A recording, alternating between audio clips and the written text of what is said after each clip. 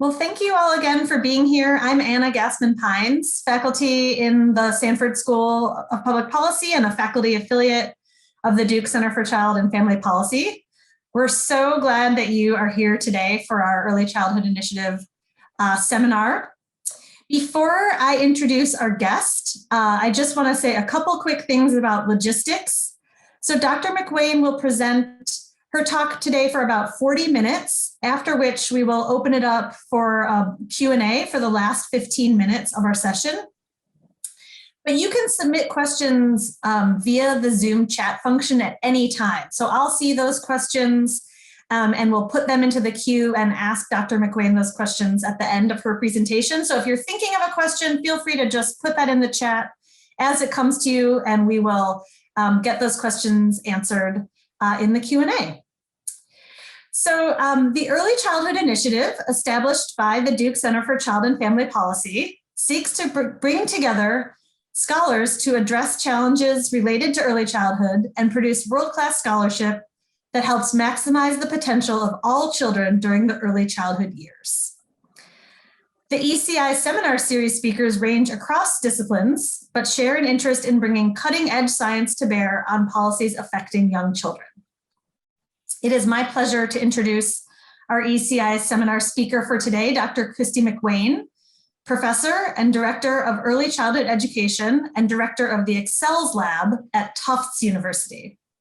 Dr. McWayne is an applied developmental scientist and community-based early childhood educational researcher whose career has been focused on fostering better understandings of the early social and learning successes of young children growing up in urban poverty. A particular focus of her recent research is understanding how to better support parents and teachers as they contribute to children's early development. Dr. McWayne seeks to document the ways in which families from non-dominant groups are supporting their children and how, by having more culturally grounded information, we can bring the divides that often exist between the primary helpers in children's lives. Her work has been published in Early Education and Development, Developmental Psychology, and the Journal of Educational Psychology. Dr. McWayne received her PhD from the University of Pennsylvania. Please join me in welcoming Christy Mcqueen today.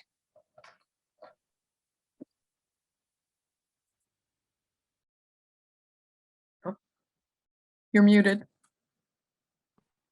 Sorry about that. That's like the biggest Zoom error ever. I'm bringing up my slides and I'll get started here in just a second. Okay, Erica, my slides look good? Looking great. Okay, great. Well, thank you, everybody. Thank you, Anna, for the introduction. I'm really excited to be able to share some work that we've been doing for about a decade now with everybody. The title of my talk is Bridging Divides and Making Visible the Invisible, Connecting Parents and Teachers Through Cultural Inclusion. My husband, who's a 8th grade science teacher, said, "That's your title, you can think of anything snappier?" And I said, well, actually that's pretty snappy as far as academic titles go.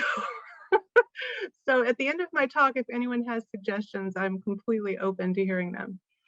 I'm going to go ahead and just jump right in. I'll start out my presentation with some framing and state perhaps the obvious, that the lenses we use as researchers influence how we locate and interpret problems and issues that affect children and families.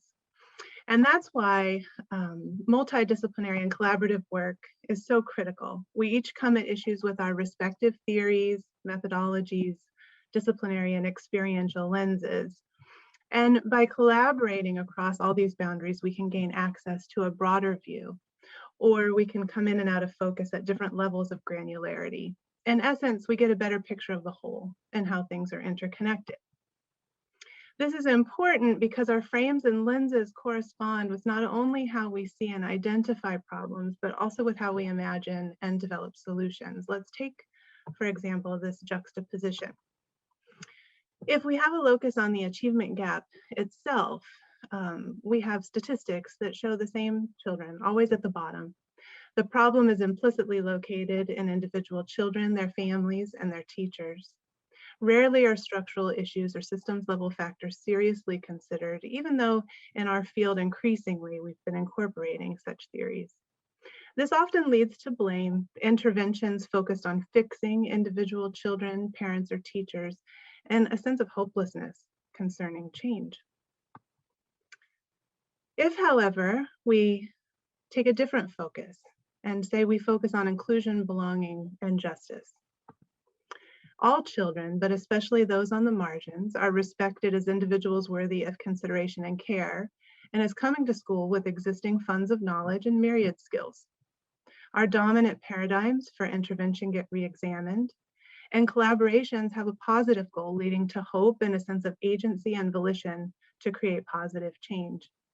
In essence, by focusing on the issue of inclusion and belonging, we shift the focus of the problem and the solutions we seek. The fact of the matter is that our dominant paradigms don't work for everybody. They're not reflective of the many lived experiences of children and families, and there is a warranted and undeniable call in our field to do better. But to do better, sometimes we have to try differently, not harder. I love this magazine cover. I found it when I was just starting out my career at New York University, and I thought, this is totally me trying to relax. In my area of research, family-school connections and engagement, the following has been the dominant narrative. In the US, disparities in achievement and opportunity linked to race, ethnicity, income, and home language are evident as early as preschool. Awareness of this and the fact that the well-being of every individual, especially our young children, is tied to the well-being of our nation has led to a flood of mandates. And in response to these mandates, researchers have focused on identifying protective factors against these early risks. Family engagement and strong family-school connections have been identified as a key protective factor. And so there's this growing sense of urgency around getting families engaged in children's early education as early as possible. So in this context of urgent engagement, the problem is typically located within families most of the time, sometimes within teachers or schools. And I started really thinking, what would happen if we flipped the script a little bit and started with a different set of assumptions? That's what we've tried to do in the RISE project, which I'll talk with you about today. RISE is a curriculum and professional development project with many partners and many pieces. It has a focus on STEM in children's everyday lives, support for teacher practice, a co-constructed preschool curriculum, and a focus on homeschool connections. And what I'm going to do today is share the underlying principles and implementation of the homeschool connections part of our intervention, as well as some of the initial findings that have emerged within the context of a 2-year randomized control trial. And then I hope to be able to engage in some question and answer discussion at the end. So at the outset, I'll say that in both phases of the project to date, we've engaged in a mixed methods design. We used the National Science Foundation language to refer to the 2 phases of the RISE project so far. Phase 1 was the development and initial implementation phase, and phase 2 was the late stage implementation and evaluation phase.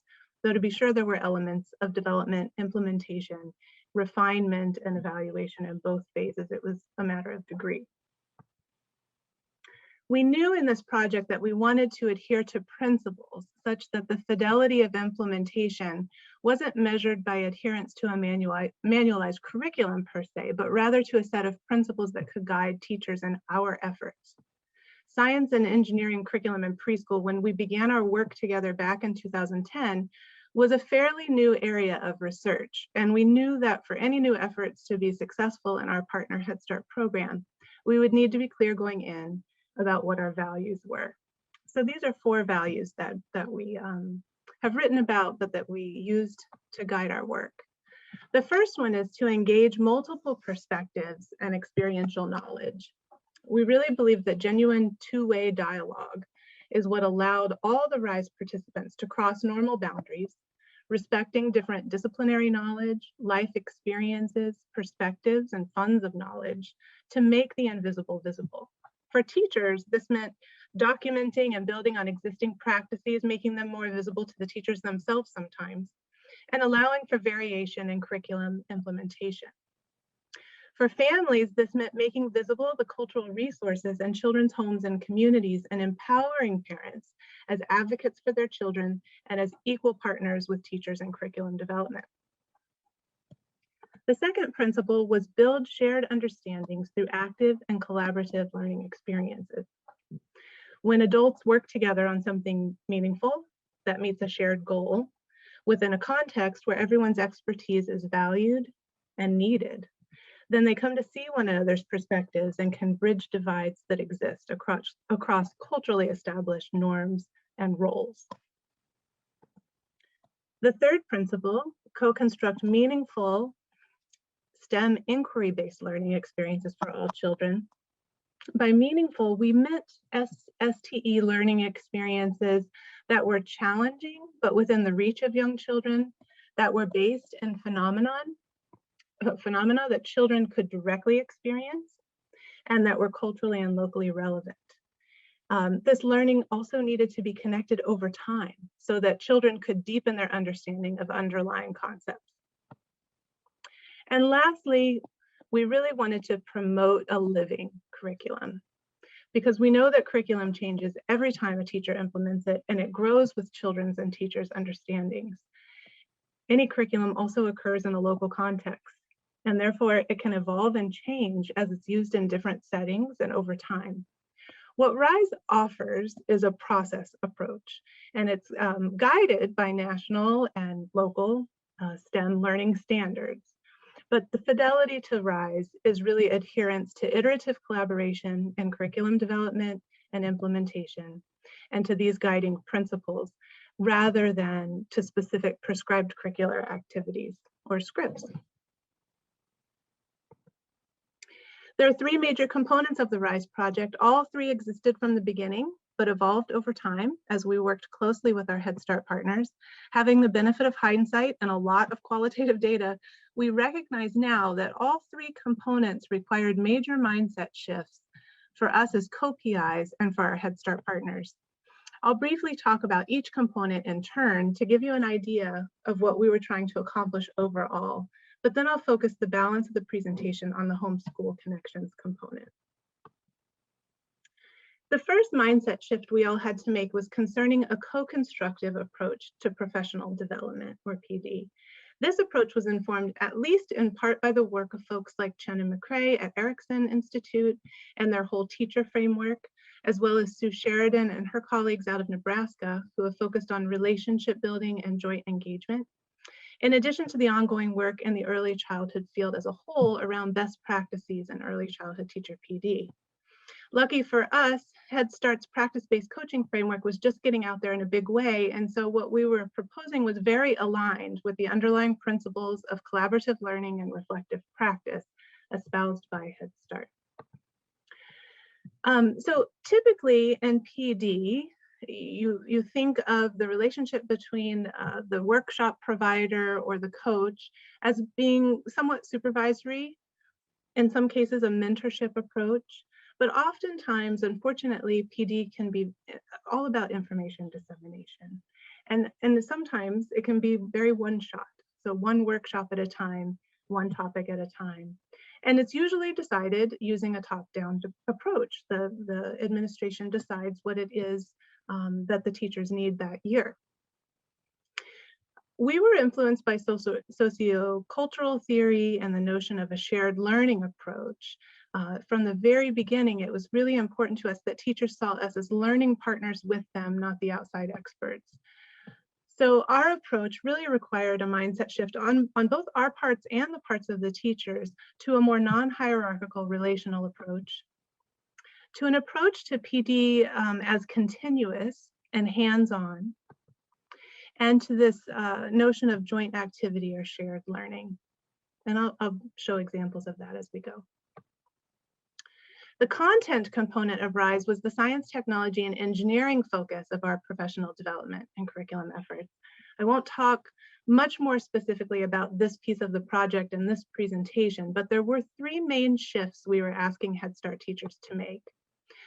To go from a primarily activity-driven, one-time activity approach, which is what a lot of preschool teachers do in their planning, to a continuous learning about core concepts, and in this case, core science and engineering concepts, as well as going from an approach that's disconnected from the larger K-12 frameworks to one that is connected to the K-12 frameworks. And right as we were beginning this project, the Next Generation Science Standards came out, and Massachusetts already had in place science and engineering learning standards. And so we wanted to make sure that we were aligning what we did so that there's continuity across pre-K going into kindergarten. And thirdly, to go from a STEM curriculum that's disconnected largely from children's everyday lives to one that's more culturally relevant. The next area of our work where a mindset shift was required involved our strengths-based home-to-school approach. Implicit within our mainstream notions of family-school partnerships is the assumption that school-based engagement is needed for parents to provide effective support for their children's learning. This is a very school-centric view of family engagement, and it can be felt by families as deficit-oriented, because for many low-income, minoritized, and immigrant families, sociocultural and language differences between families and their child's teachers create significant gaps between these two settings. These underrepresented families are often cast as lacking in knowledge and skills and social connections and even values around the importance of education. In reality, often educators don't have access to the potentially powerful information about home-based practices and routines, families' funds of knowledge, and other aspects of children's out-of-school lives that could form the basis of engaging and meaningful early childhood programming. By framing family-school connections as emphasizing information flowing from the home to the school, we can make shifts in our assumptions about families while building a more welcoming environment. So that's what we sought to do. In the RISE project, we operationalized this notion of a home-to-school approach in two ways. To not only incorporate a focus on school-based, largely visible forms of family engagement, but also to validating both the visible and the invisible forms of family engagement.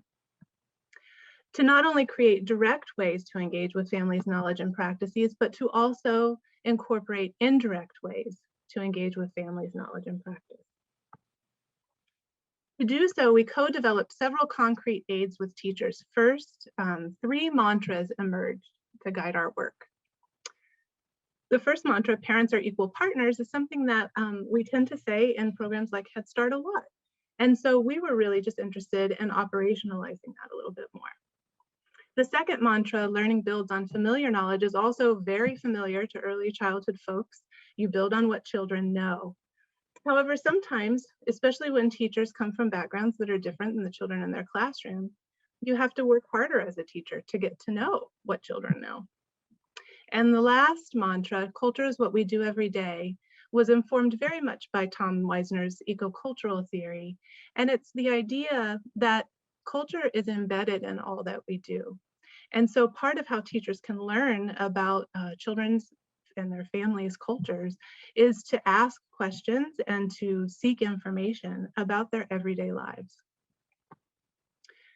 Second, we identified 3 ways, and our coaches framed it in the following way: we can learn what families know and do to co-create more culturally inclusive curriculum by observing, talking with, and listening to our students, indirectly from families, as well as directly from families.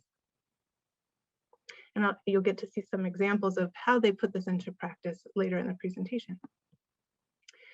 We outline in much more detail our co-construction approach, but what I'll be sharing with you now is just a glimpse of this with respect to the homeschool connections component.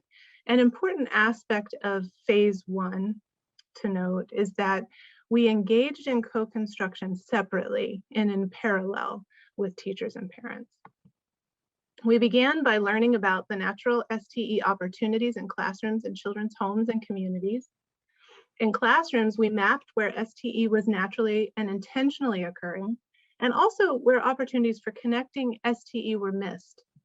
In homes and communities, we were focused on the people, places, and objects involved in STE opportunities, where these were evident and where these could be developed. The spheres here represent the key places where that information was shared amongst all the partners in our professional development workshops, which happened across the year at 5 or 6 different points. In the professional learning community meetings where teachers were working with one coach together as a group, and as well as in one-to-one coaching sessions. And then in joint activities and parent-teacher discussion groups, which I'll show you here in a minute. The work during this phase was very iterative. We refined as we went based on what was working and what we learned together. And as I mentioned before, we'll be focusing relatively more on the homeschool connections part of what we did together. You can see more of that focus here and also some of that parallel process I mentioned. So if you start at the top of this very busy slide, you'll see that in year 1, we met almost entirely separately with parent leaders and teachers. And our parent leaders were volunteer parents who volunteered to be part of the RISE project as our guides. And the year culminated in a joint activity between teachers and parents that I'll talk about more in a minute. In year 2, you can see teachers and parents met more frequently together in joint activities and in parent-teacher discussion groups and doing neighborhood walks together. We were guided here by the work of Joe Tobin and Jennifer Keyes Adair, as well as sociocultural theory. Our emphasis was that in the RISE project, as a teacher, you will learn about different ways to engage with families that are reflective of a home-to-school approach for curriculum development. Specifically one that builds on the everyday knowledge, expertise, and resources that families have and are eager to share that can be used to make curriculum more meaningful for children. In year 3 here at the bottom of the graph, this joint engagement continued, and over time, teachers came to own the facilitative role. We, the research team, then became simply documentarians, and we documented what was happening. Next, I want to share with you a few ways we all learned about how to do this in phase 1. So in the development phase, 2 of us co-PIs, Jane Themistry and myself from Tufts, met with parent leaders monthly to learn about the natural opportunities for STE in children's everyday lives. One of the activities we engaged in as a broader team was that we asked the parent leaders to help us map out common routes that children encounter with their families that we could travel by foot, bus, or train. Here's an example of 3 of the routes parents helped us form. We would map them out and then bring the maps back to them to be sure we covered all the important sites that children saw on a daily basis. Then our research assistants took photographs along these routes, represented here by the bubbles on the maps. And the photos taken revealed just how rich children's communities are with natural STE learning opportunities. Upon hearing about our adventures, teachers began to think about their neighborhood walks, which they do every day with the children in their classrooms. And they started using this common activity as part of the daily routine to connect more with children's local surroundings. And then in PD workshops, we all worked together to really bring out the STE in these walks. We had gathered so many photos of children's classrooms, their neighborhoods, and their homes across the entire year that in the first joint activity at the end of year 1, we brought parents and teachers together to make a scrapbook for the classrooms entitled Our Children's Worlds. Here are a couple of sample pages that resulted from our work together.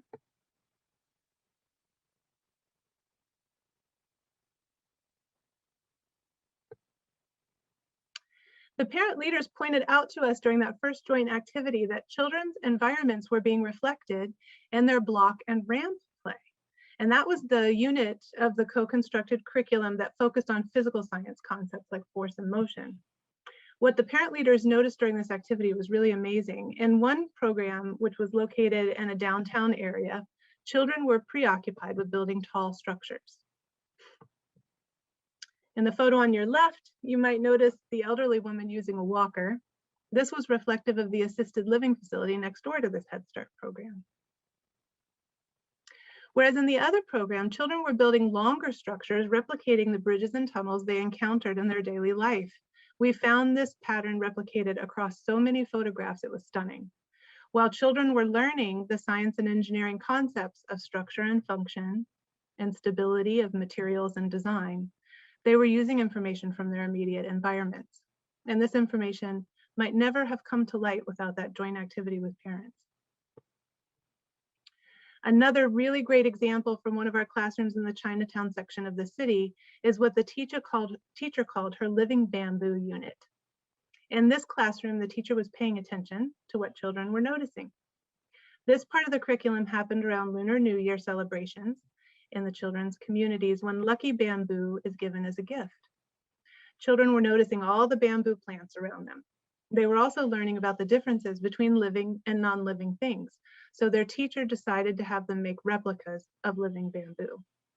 The teacher could have chosen anything to help teach this distinction and present them with an engineering design problem, but she chose something that was salient and meaningful.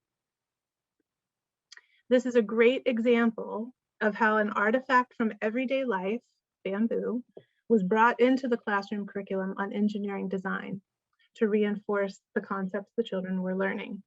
First, they had to understand something about the properties of bamboo. Then they had to find materials and design the parts for the replica of bamboo. You can see the creative ways they're doing that. One of the activities they had to do was color mixing because they didn't have green paint. Then they had to consider how to make a stable structure. How do we get it to stand? So they had lots of ideas about this, using a bowl, using more than one toilet paper roll. And here's some more of their design ideas.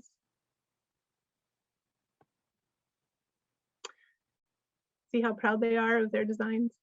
This is a great example of how a teacher can observe what children are noticing and then how children's out-of-school lives can be integrated into the curriculum as their cultural communities are honored. I've mentioned the joint activities and parent-teacher discussion groups, but I wanted to give you a glimpse of what those look like in the project. There are many barriers to developing relationships and dialogue. We did intentional things in year one of the project to stack the deck so that teachers and parents could come together as equal partners, recognizing the inherent power differential. In joint activities, parents were the leaders, set the rules, and facilitated with us the activities in that first and second year. Teachers were asked to take the back seat, so to speak. What's so great about joint activities is that they create a demand that people work together toward a shared goal. And being in contact with one another challenges assumptions that people hold. Teachers and parents begin to see each other as human beings, not as defined solely by their role in the Head Start program. These pictures showed one such joint activity. So in this example, because children were learning in the classroom to build models of structures using recyclable materials, we had parents and teachers come together in a similar activity to build something reflective of their surrounding or cultural community. In one program, parents and teachers made a replica of the Great Wall of China, very creative use of Colgate toothpaste boxes, and also a model of a typical Chinatown apartment. In another program, teachers and parents created replicas of the Logan Airport and nearby soccer fields. In both cases, the structures that were salient in the community and that reflected STEM learning opportunities were built. Having done these joint activities together, the way was better paved for another aspect of the RISE project, the parent-teacher discussion groups, which began in year 2 and took different forms in the 2 sites. Discussions about school readiness and culture in one program, and discussions around curriculum and family engagement in another. These groups unfolded differently across the 2 programs, but what was similar were the partnerships that evolved over time, with teachers really engaging with parents' perspectives and seeking to understand where they were coming from, and parents feeling empowered to work with teachers as partners in their children's education. I'm going to show you now a couple of minutes of a clip. This is from a parent-teacher discussion group where parents and teachers were discussing soups and how they differed across cultures. At the time, the teachers were planning for a States of Matter curriculum unit, and they thought it would be beneficial to use soup as an example of how vegetables and water change during the cooking process with children. So let's see their conversation here. Exactly the same, or you add different? Pretty much, or anything different? I think the ingredients, because like she said, you can put that whatever you want. Exactly. The ingredients is It's a big list for ingredients. A lot of ingredients. carne, costilla o cola, Yeah. tomate, cebolla, chile verde, zanahoria, un poco de pipián, es la de chayote. Is it? The same thing? No. No, pipián is like the green. Zapallo. Ajá, es la calabaza verde. Pero it's like the cucumber. Yeah, we call it pipián. Yeah. Las vainas de fútbol. Mezquil, ajos, zanahorias. No, ajos. Cocina de pollo, apio, maíz, yuca, cilantro, hierbabuena. Oh, and cabbage.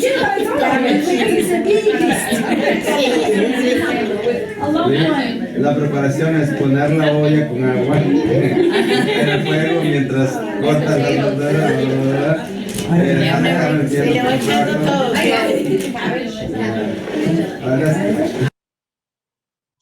So I'm always interested to hear what people notice, but I know that's difficult to do over Zoom. So hopefully in the Q&A, you can share with me things you're noticing from these clips. But I bet it was difficult to tell who were the teachers and who were the parents in this video. What I like to highlight in this clip is that parents' knowledge is forefronted. That was a Head Start father who was talking, and they become the experts of their own life experiences as related to the topic of the curriculum. This video shows a different way of thinking about the parental role, not just as a reinforcer of what happens in the curriculum of the classroom, but also as a generator of curriculum. It's a great example of how teachers can learn directly from parents. Here's another such example of learning directly from parents that occurred in the first phase, year 3, as the teachers and parents really took ownership of these shared activities. This is a clip of them learning together about air and water dynamics. As you watch the video, notice the connections to everyday life that they are making.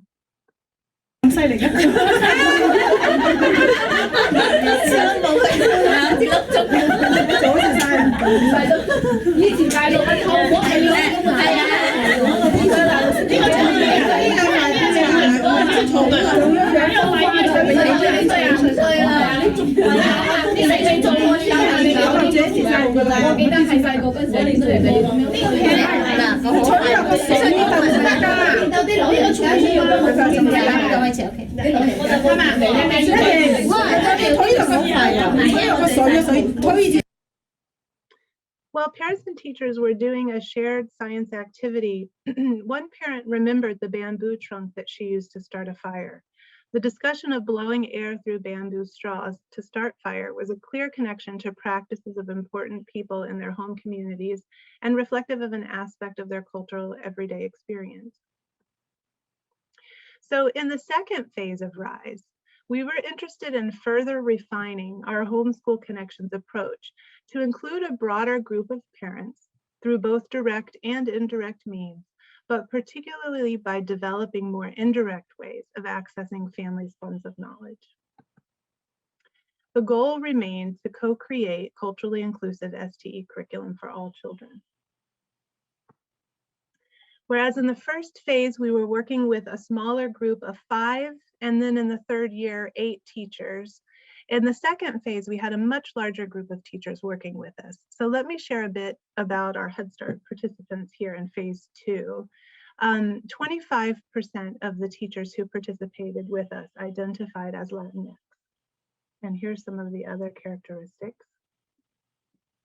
You'll notice that a good proportion, the majority of our teachers were born outside the United States. And so teachers shared similar demographic characteristics with the children whose families participated. And this is common, as many of you know, in Head Start programs. We selected 8 to 10 children randomly in each classroom for the various assessments, some direct assessments as well as teacher rating and parent reports. But again, here you see that many characteristics were fit. By the end of phase 1, we had accomplished several things. In the development phase, an initial test, which had a small quasi-experimental design with 7 comparison teachers. We developed, based on what we were reading in the literature and what was working, a comprehensive approach to PD that included hands-on PD workshops with the co-PIs, professional learning communities co-facilitated with a coach, bi-monthly one-on-one support in the classroom by a coach, and a curriculum framework that included sets of deepened, connected, and extended learning experiences.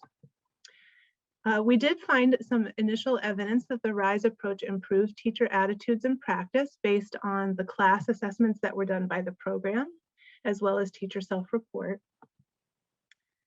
We documented our model of co-construction, and we articulated a home to school approach. Now, as we headed into phase 2, which was a randomized control trial design with a much larger group of classrooms, we were interested in assessing the impact of what we had co-created with the first group of teachers with this larger group on a number of outcomes. Our focus here was mostly on teacher practice, but we also did collect information that I'll share with you today about families' perceptions of barriers to engagement. I'm skipping ahead a bit and just highlighting here the findings for the STE teacher outcomes. Based on independent observation, we found that RISE teachers were engaged in significantly more science and engineering practices and spent significantly more time on STE in their classrooms.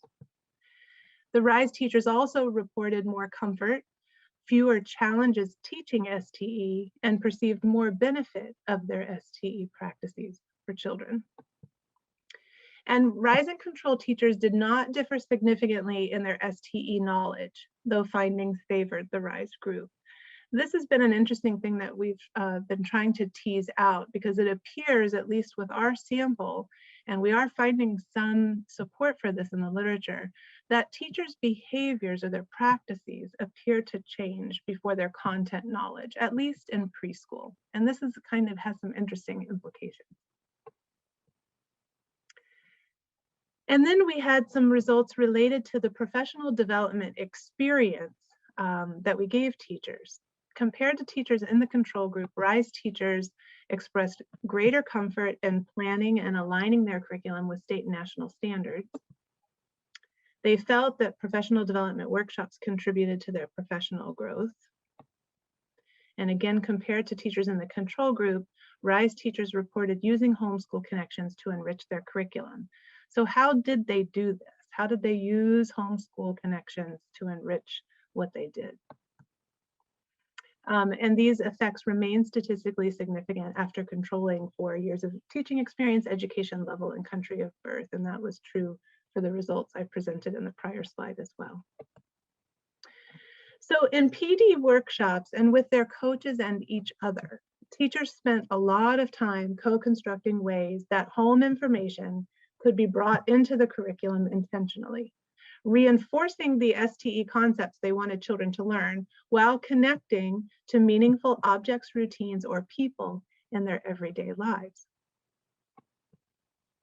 What's important to emphasize here is that the examples of direct family engagement I showed from phase 1 are wonderful. The joint activities, the parent-teacher discussion groups were so rich and had so much information to provide curriculum development. But all too often we hear in school settings that parents who don't show up are not engaged, or we just can't reach all parents, meaning that because they don't come to the school, they have little to offer. We found that to be really untrue in our work, and that parents were eager to be involved, but didn't always feel they had an entry point. In the second phase of the RISE project, as we worked with a broader group of teachers, we really had to consider, how do we ensure that our Homeschool Connections work is as inclusive as possible and create space for families who might not be able to be physically present to still contribute meaningfully. So we came up with a variety of ways to do this, and you'll see that in these little bubbles, we have the joint activities and the parent-teacher discussion groups represented, but we also have other things, community walks, question of the day, where the teacher would put out a question on a board, and as parents dropped off their children, they would answer the question together. Photos and videos that went back and forth between home and school, as well as home to school information sheets, which I'll be able to show you some examples of. So I'm going to spend the next few slides showing you how RISE teachers implemented a home to school approach. Given the mindset shift required here, we were interested in documenting how they did this. So to further explore the extent to which teachers in the intervention group during the second year of the randomized control trial, there were 22 teachers who did various things to integrate children's familiar knowledge within the STE curriculum. Coaches tracked their HSC plus STE implementation during their classroom visits and their one-to-one coaching meetings. And then each teacher-coach pair was asked to pick six distinct HSC plus STE classroom activities identified by the teacher over the span of 1 year using what we called integration sheets. This is an example of an integration sheet. They were confined to 1 page and they had to record the activity that they did in prose form or bullet form like here. And there were 4 components that they had to address: the type of activity implemented, how the activity was implemented, how it was, and if it was, connected to the science and engineering practices we were learning together, and did it make home to school connections.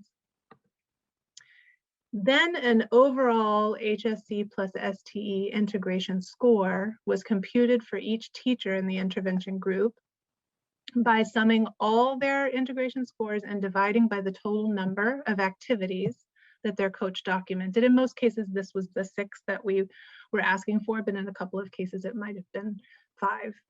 I'm happy to report there were no zeros, but there was great variability among the RISE teachers and how they implemented this integration.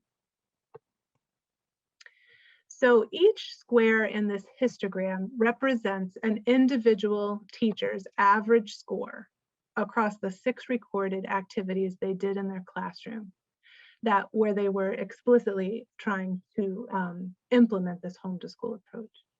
So this reflects the variability even within an intervention group. When you ask teachers to do something different that requires a bit of a paradigm shift, you get a lot more variability.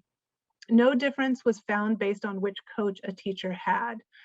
So each of the different patterns represent a different coach.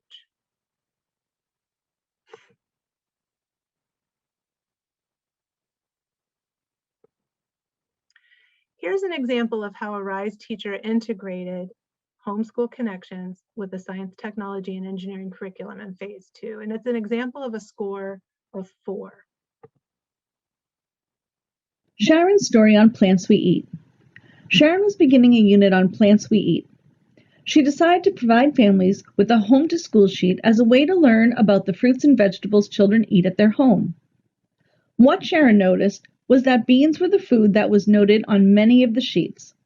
Following a casual conversation with one of her parents in her classroom, the parent volunteered to bring in a family dish of rice and beans. While the children, mother, and Sharon enjoyed the dish together, Sharon was able to make connections to the cross-cutting concepts of stability and change, as well as cause and effect. For example, they were able to discuss how the hot water causes a change, making the beans and rice go from hard objects to soft ones. Sharon then built upon this idea of beans by reading the story One Bean. The story extended children's understanding of beans as it shared additional information on life sciences and systems, specifically that bean plants have different parts that work together to grow, including a stem, leaves, and roots. To provide a hands-on connection to the story, Sharon brought in beans for the children to observe and describe using all 5 senses. This was a natural segue into planting beans and beginning an investigation into what plants need to survive. Going back to the original home to school sheet, Sharon took the idea of beans in another direction. She brought in seed pods for children to explore and learn about structure and function. The pods protect the beans as they grow.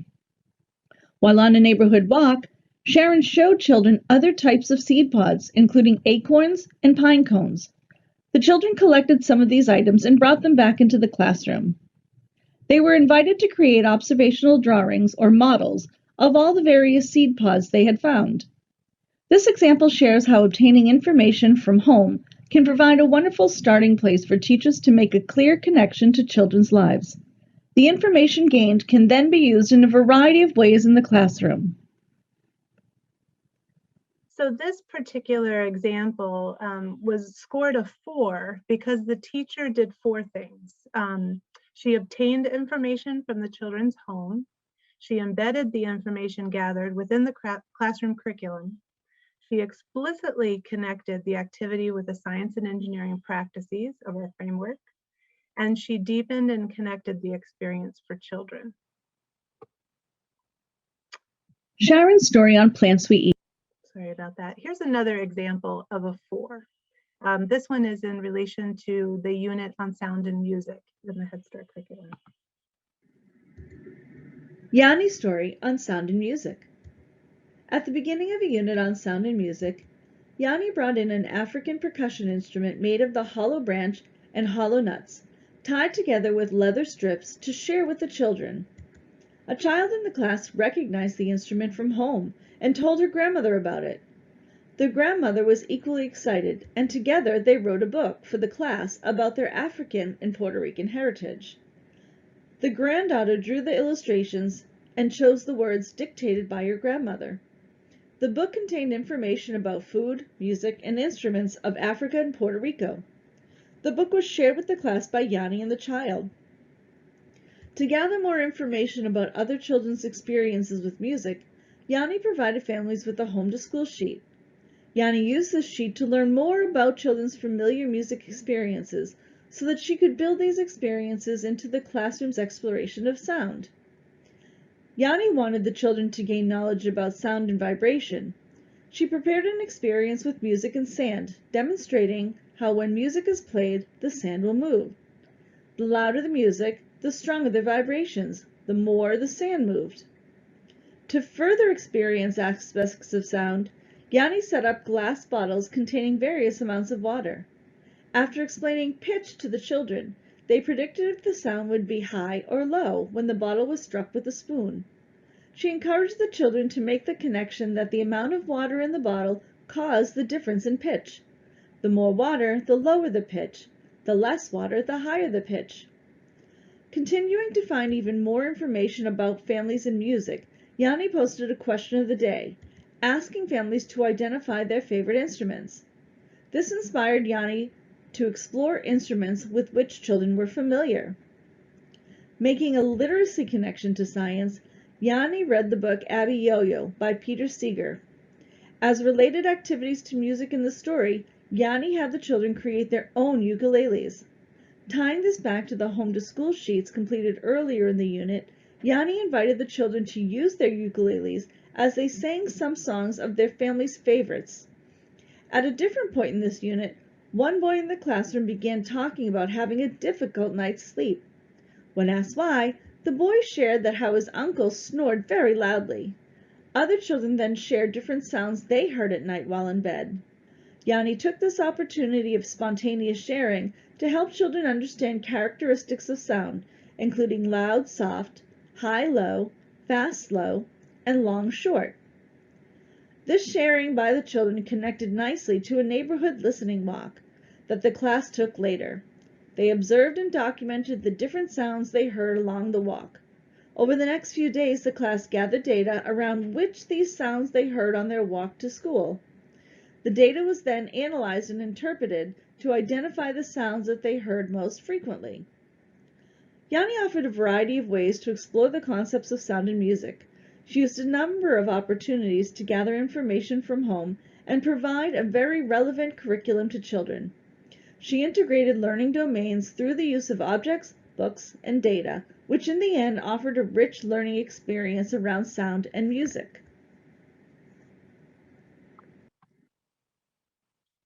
Finally, though it was more of a distal outcome in our phase 2, one that we hoped we could affect though, were the barriers to family engagement that parents experienced. And so we assessed this outcome based on parent report at the end of year 2. We had created a measure with 15 items worded in statement format that described a specific type of barrier to family engagement that families might experience. And they had the option of selecting yes or no for each statement. Based on exploratory and confirmatory factor analyses, 3 reliable dimensions were confirmed on this measure, and results are based on 205 RISE respondents and 142 control group respondents. Compared to parents in the control group, RISE parents perceived significantly fewer cultural and relational barriers, reported encountering fewer program and context barriers, and reported similar resource barriers. And this was in relation to parents' own resources. So it makes sense given that all parents were eligible for Head Start. So what I'd like to emphasize here at the end of the presentation are 4 key takeaways. First, a home to school approach really seeks to center marginalized voices in the formal curriculum of the classroom and to build on what children know and do. This approach recognizes the normative ways that parents can and do support their children's learning at home and connects teachers to this familiar knowledge. It also recognizes the experiential knowledge that teachers bring to STEM teaching based on their own lived experiences and their cultural communities and in the Head Start classroom. But it also recognizes that teachers need and deserve support to do things differently in their family engagement practice and teaching. By broadening out the approach to incorporate families in both direct and indirect ways, teachers in the RISE project were able to capture the experiences of more children in their classroom, which we believe led to a more inclusive approach. So if you're interested in learning more about what we did in the project, especially in seeing more examples from Head Start teachers' classrooms or from our PD activities, please check out our website. There are many more videos, and our professional development guide is posted on the first page of the website. There are so many people responsible for RISE. I'm really just one messenger. And this is just a sample of the folks who have been involved from the very beginning. But to be sure, it's taken all of us. And I just want to mention my co-PIs by name: Jane Mystery at Tufts University, Daryl Greenfield at the University of Miami, Betty Zan at the University of Northern Iowa, and Kim Brenneman, who was formerly at NEAR at Rutgers University.